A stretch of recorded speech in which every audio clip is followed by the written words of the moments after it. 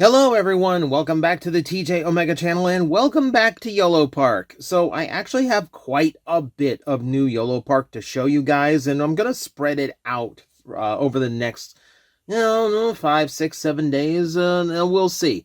Point being, there's a lot of really cool stuff coming down the pipe. I have the opportunity to show you guys a little bit ahead of time, and we are going to start with some Beast Wars offerings, which includes the brand new BlackArachnia. So, you know me on this channel by now. I do love me some Beast Wars, and I do keep saying BlackArachnia is one of the best characters that Transformers ever produced, and the only reason you don't hear enough about that is because she shared a show with Dinobot. But that said, I'm glad to see her getting her due with some very, very good merchandise. Now, when you get this figure, the first thing that's going to shock you, especially if you are used to YOLO Park products, is the size of the box. So they went very compact with her. It's a very space-efficient box, which is nice. Granted, she is a smaller, more svelte, lean character, so I didn't expect her to take up a massive amount of space, but it still, surprised me. And that does mean that the part layout is not going to be, quite the same as your usual YOLO Park, but it is still pretty easy and efficient to just go through the parts as they come out of the tray and assemble it without any kind of instructions. It's very intuitive, and you are left with a very, very good looking BlackArachnia. I can't do that creepy way Tarantulas announced her in the original Beast Wars show. BlackArachnia. It's weird. I am sorry I even attempted that. So, let's take a look. She is done up in a very lovely gold plastic. It is not swirled or anything in the least. Looks exceptionally nice. And of course, black plastic as well. Quite a bit of her is plastic molding. The purple for the legs and even on the inside of the thighs, I believe, as well. She is done exceptionally well. So, what all to talk about? She looks fantastic for starters. So, we'll just start in with the head sculpt here. So you can actually tell from the lighting, just a little bit, especially there, the eyes are actually translucent red. So if you actually pipe in some light there at the top of her head, don't have a pen light on me, unfortunately, so I can't show you. Yeah, she has actual light piping, which is cool. But that said, her eyes are typically black in the show, so even if you don't have light piping, this is still a very correct look. But it is cool to have that as an option if you would like to have it. But you can see the detail on here is pretty immaculate. The head sculpt alone is exceptionally well sculpted. You get that multiple layers to her face. You get the crest in the center with the Black Widow hourglass there. Super tiny detail.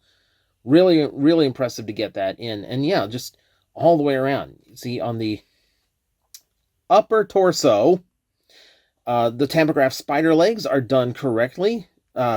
Spreading out from a Predacon symbol on her collar, which is, again, an extremely small Tampograph. It's done very well. Completely well-defined and all that. Very, very nice.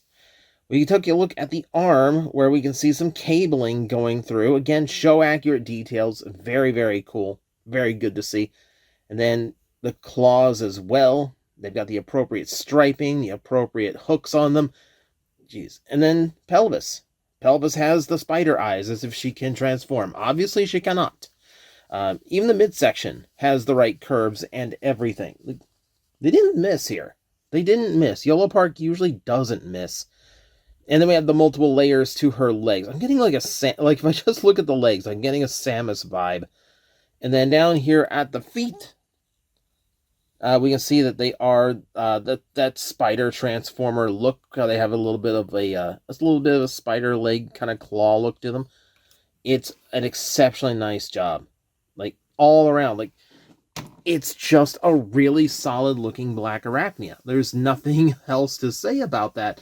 Visually, it's spot on. I can take a look at the back here, and you can see the hourglass for the Widow. Now, you can see it does go through her actual torso joint, but I do like that they actually made an effort to make sure that regardless of position, it maintains its shape about as well as they can. You know, you get a little bit obviously when you twist it, but up and down, it creates a pretty good illusion and maintains pretty well. Yeah, it's a beautiful toy. Beautiful representation of a really, really good character. If we go into the articulation, we see a ball jointed neck right there. Don't worry, that's supposed to come off, and it will come off when we demonstrate the accessories. So there we go. So you do get a universal shoulder here. There is a little bit of a torso joint as well, so you can get that extra layer of movement forward and back, as well as a lot more up and down, just in case you need it, along with the universal hinge. You have the bicep joint, which is 360 degrees around. You have an elbow joint that is beyond 90 degree on the bend. You have a wrist joint, which is very stiff. Of course, that's also going to be how we swap in some additional claws. So yeah, I would want that to be a little bit tight. And then you do have a hinge there as well, so she can pose, grip, crush Silverbolt's throat. The fun stuff.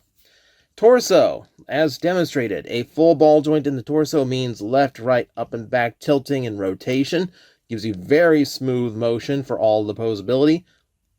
Likewise at the waist, so that is joining in. You have a lot of motion in the torso. If we take a look at the hips, the hips are all the way around ball jointed, so those have all of the range you could possibly want. BlackArachnia did a whole bunch of kicking in that show. So to actually be able to get good kick poses out of her is essential. I'm glad we have plenty of range for that. See, you also have the thigh. The swivel is there at the top, just below the ball joint of the knee. Doesn't have a lot of range, but it does get the leg around just enough. Knee, tremendous bend to it, considering that it's okay. Yeah, see, so it's deep in there, but yes, this is a double jointed knee, which we love to see. So you get tons of range out of that. Again, remember, on her original toy bio, she's supposed to be a ninja. So being able to kick and perform martial art poses is essential to her. So, glad to see it. You also get the ankle tilt that also goes back and forth. You also get the knee bend, or not the knee bend. You saw the knee bend. The toe bend. The toe bend as well goes up and down for extra posability and stability in your poses.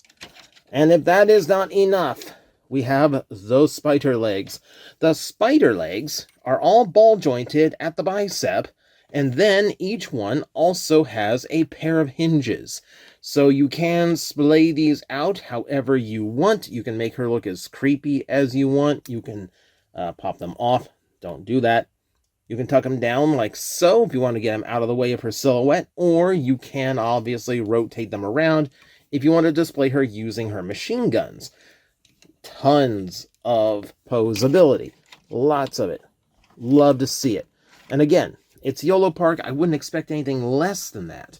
So, that's posability. That's detail. It's a fantastic figure already, and it's easy to put together yourself. But I've been mentioning accessories, and we do need to get to that. So, I'm going to decapitate her. I'm going to decapitate her so we can talk accessories. Now, for the head, you do get multiple different variations of her face, which usually come down to mouth expressions. So, different little levels of how you want her to look like she is speaking or yelling. There's a full yell from BlackArachnia right there. So it's more subtle, but then again, like, that is mostly what she did. She doesn't have too much emotion to her expressions, but there is one face that lets you do something a little bit different.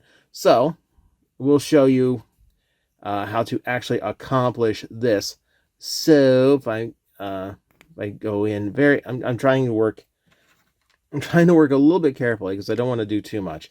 So you can separate the face out. You find getting a thumbnail in there where the light piping thing is. That's the easiest way. Go ahead and remove said face, and then I'm just going to pop this one on, which creates her visor look from when she was hacking into the Maximal systems. This is cool. I like this a lot.